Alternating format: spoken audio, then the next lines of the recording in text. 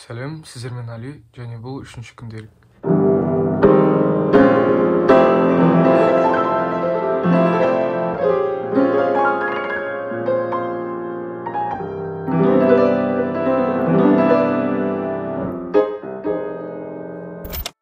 Екінші күнделікті мен YouTube-қа салмадым, өйткені ол жерде шетелдік әншілердің әндері болды, ал YouTube оны авторлық құқықтарға байланысты өшіріп тастайтын еді, ал ол әндерсіз видеоның атмосферасы онша емес болатын еді, сондықтан оны Инстаграмға салып қойдым.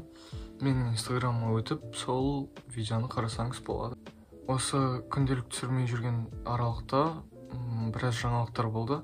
Соның ең маңыздысы, өзіме бэнд жинадым. Бэнд гитаристтен, бас-гитарист, клавишник және барабанщиктен тұрады. Бірақ та қазір барабанщикпен бірге өнер көрсетпейміз, кей себептерге байланысты. Сондықтан командаға жаңа барабанщик іздеп жүрмін. Солай 22 және 23 қазанда біз сол жаңа бэндпен концерт ойнап шықтық. Ол концерт Молданазар, Орынхан және менің үшеуміздің концертіміз болатын. Командаға ризамын, өйткені 16 күннің ішінде біз жарты сағаттық программаны дайындап шықтық және жақсы деңгейде өнер көрсеттік. Әрине қателіктер болды, бірақ та біз ол қателіктерді түзеп, одан да жақсы деңгейде өнер көрсетуге тырысатын боламыз. Айтпақшы, 14-ші қарашада сол Молданазар, Орынхан және менің концертіміз өтеді. Ол жерде де сол бэндпен, жаңа бэндпен өнер көрсетеміз. Бірінші рет басқа қалада сол жаңа бэндпен өнер көрсетуіміз болады, және ол өте қызық, өйткені өзіммен қатар балалар, Сабижаннан басқасы. Бірақ та әңгімеміз жарасады, сол жағы жақсы. Тағы да айта кететін жақсы жаңалық, жақында сингл шығады. Сниппеттерді мен басқа желілерге салып қойған болатын. Мүмкін бақылап жүрсеңіздер, үзінділерін тыңдаған боларсыздар. Ал қазір біздің концерттерге дайындықтан видеоларды қараңыздар.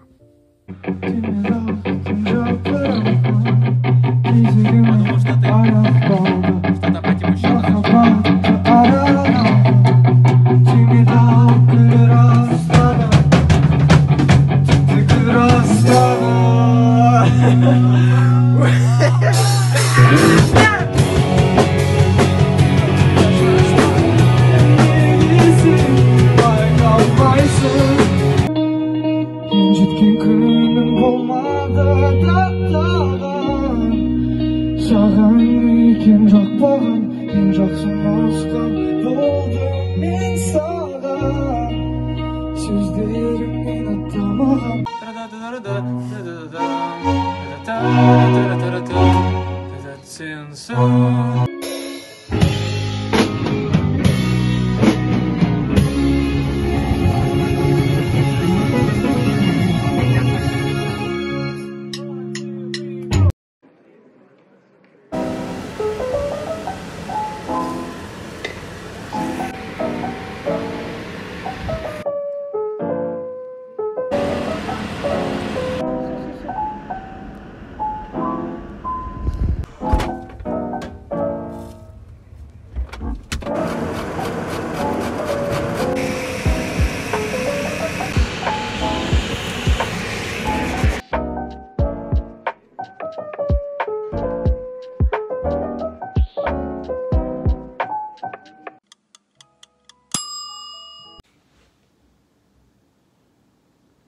Күн маңызды күн, бүгін алғашқы кездесу. Шашымның ойында жоқ, бүгін тап бүгін дұрыс жату. Көнбеске амалым жоқ, өзіңе асығып барамын. Көптеген жерге жетіп, өзіңді іздеп айналама қарадым. көзбен көздер табысады, төмен қарап жымияды. Білем ол да ұялады, ұялғанда құлпырады өзі.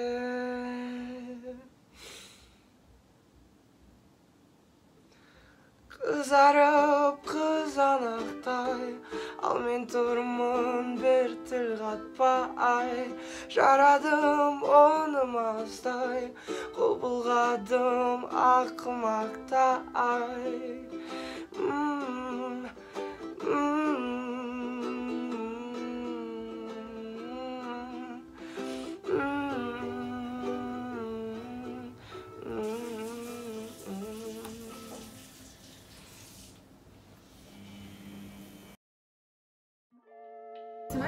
Да, снимаю. Привет, дорогие подписчики.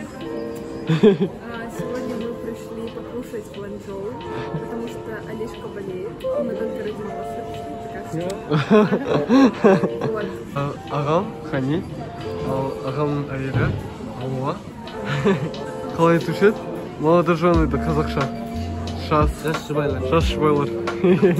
Жас жұбайлар деп қоямын. Ну, у него нет конца, машину потерял. Да. Я не специально делал. Верно ношу.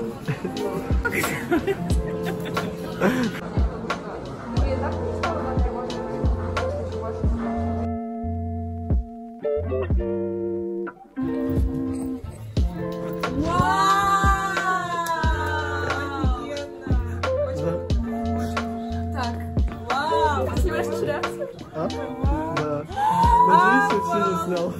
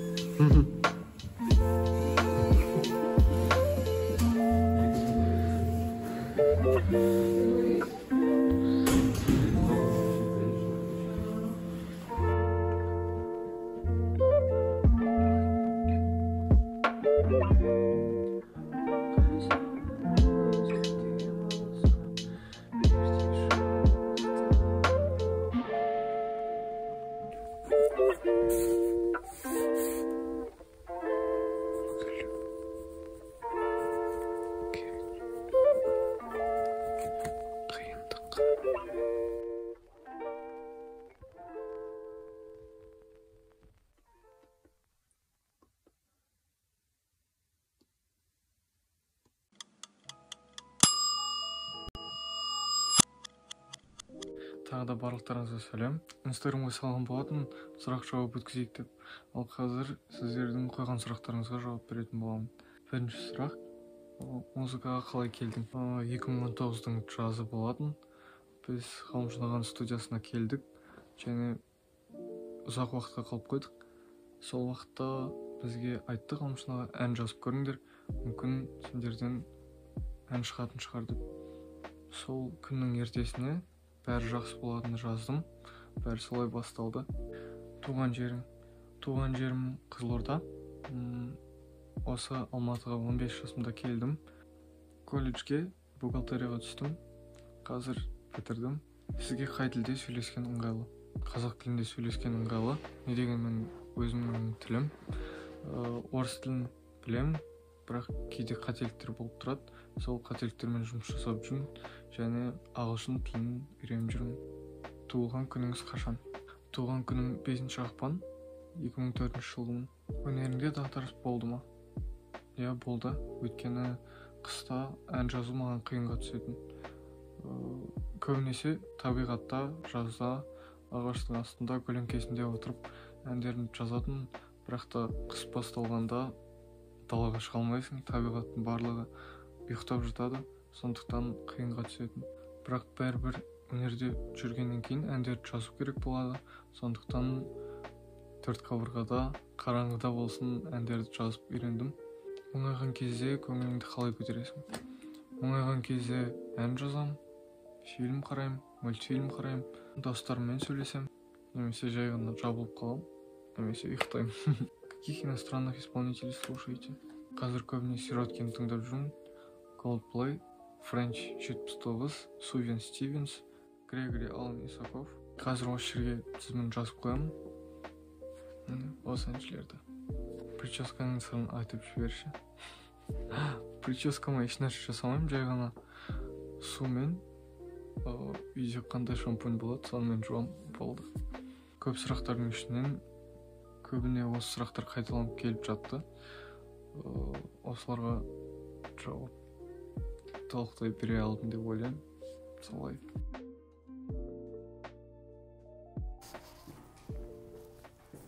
Төртінші болып бояп тастадық бетімнің бәрін. Бетім ауыр толмай тұрған сияқты сезініппін. Бірақ та қызық сондай. Көбінесе жабық түстерді киінгеннен кейін осылай бірден қатты ашық түстерді киген кішкене ыңғайсыз, бірақ та қызық.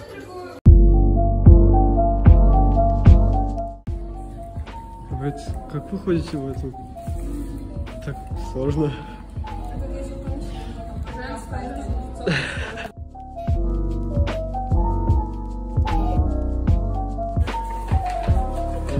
Қолдан толтым жасап жатыр.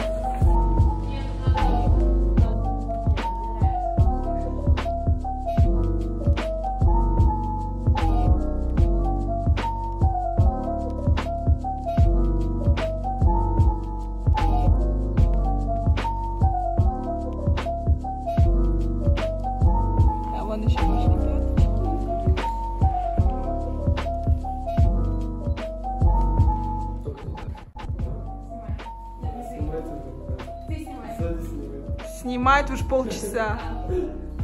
Офигенно. Свобода!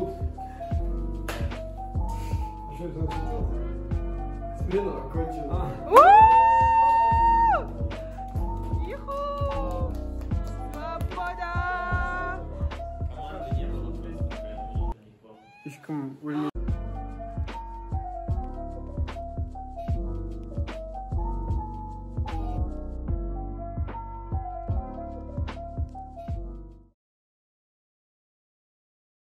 Түсірілім бітіп, енді үйге келіп отырмын, және бүгінгі күн маған ұнады. Өйткені жаңа тәжірибе, жаңа достар. Ертең қалай болатынын білмеймін, бірақ та бүгін камераның алдында өзімді кәдімгідей еркін сезініп тұрмын. Өйткені 6-7 сағат сол камераның алдында болдым, суретке түстім. Оған тіке қарап, ешқандай ұялмай, қысылуды сезінбей, өзімді еркін ұстап тұрдым. Және ол мен үшін бір кішігірім жетістік, өйткені қатты ұялшақпын, сондықтан камерадан да ұяламын. Бірақ та ол затты біртіндеп боялап жеңіп келе жатырмын. Жалпы бұл түсірілім қалай басталғаны туралы айтып кетейін. Маған Ажар жазған болатын инстаграмға менің өнерім ұнайтындығы туралы, және менімен стилист ретінде жұмыс істегісі келетіні жайында жазды. Мен қуана келістім, өйткені оның жіберген референстері маған қатты ұнады. Солай примеркаға барып, менің киім өлшемдерімді өлшеп алып, бәрін жазып алып, одан кейін киімді тіктірте бастады. Және бірнеше күнде дайын болды. Біз ол күзге, қысқа, жазға және көктемге арналған киімдерді жасады. Кейбіреуін тіктіртті, кейбіреуін әр қаладан, тіпті шетелден жинап алған болатын. Және оның нәтижесін қазір қарадыңыздар. Мысли.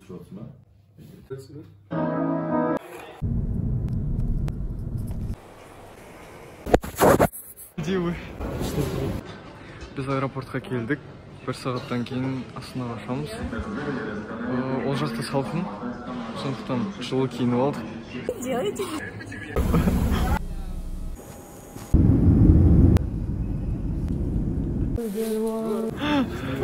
Tamam vereyim.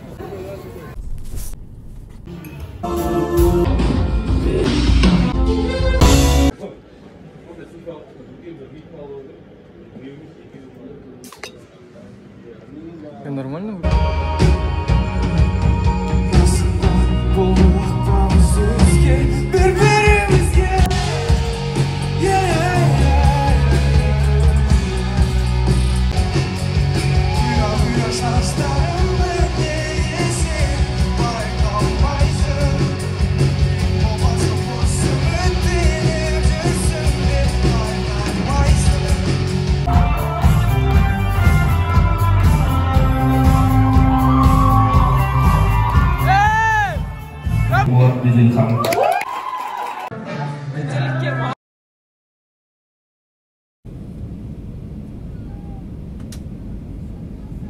Biz Алматыға келдік. Бәріміз бітіп тұрмыз, өйткені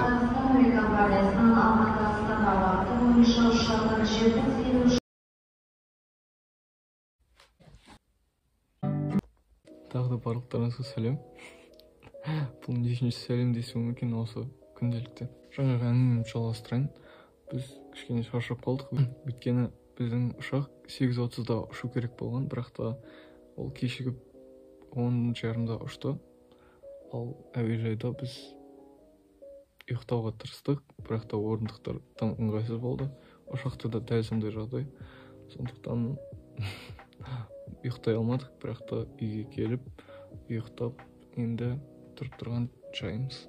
Астанадағы концерт жайлы бір сөзбен жақсы ойнадық, бірақ та одан да жақсырақ етіп ойнауға болады. Ол біздің қолымыздан келеді. Айтпақшы, маған осындай плакат сыйлады. Гүлзада деген менің досым. Рахмет. Осы Астанадағы біздің 3-ші концерт. Бастапқы концерт ол Орынхан екеуміздің концертіміз болған. Ал екіншісі Молданазар, Орынхан және менің концертім. Ал 3-шісі дәл солай. Молданазар, Орынхан және менің концертім. Әр жыл сайын келетін адамдардың түрлері жатталып қалды. Және ол өте қуантады, өйткені жанкүйерлер біз үшін қатты бағалы. Соған көп рахмет. Бізді тыңдайтындарыңызға, концерт сіздерге ұнады деп ойлаймын. Осымен 3-ші күнделікті аяқтаймын. Барынша сапалы, әр қызықты етіп жасауға тырыстым. Қолымнан келді деп ойлаймын. Мені тыңдайтындарыңызға, қарайтындарыңызға көп рахмет. Келесі күнделікте күн жарықта кездескенше.